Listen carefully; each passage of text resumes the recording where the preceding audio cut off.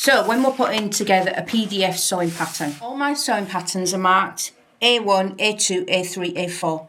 And then for the next row, it would start with B and the next row would start with C. So you've got, line up all your A's, and what I do is I fold back the margins.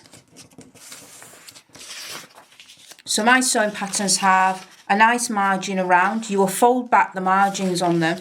But what I do is I fold back the margins and line up the circles.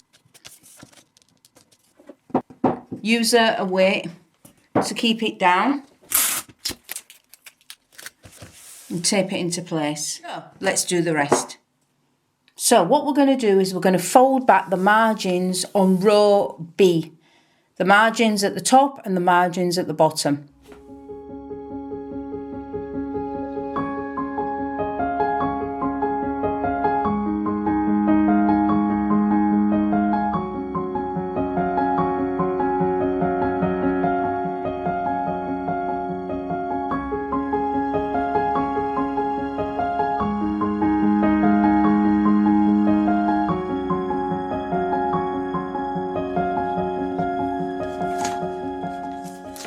And then when you're happy, get yourself a long strip of tape and tape everything together.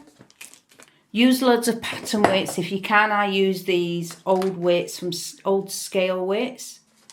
I use these. You can get them for a couple of quid. And what I do is I line up all my circles and I take small little bits of sellotape. And then I start taping everything together.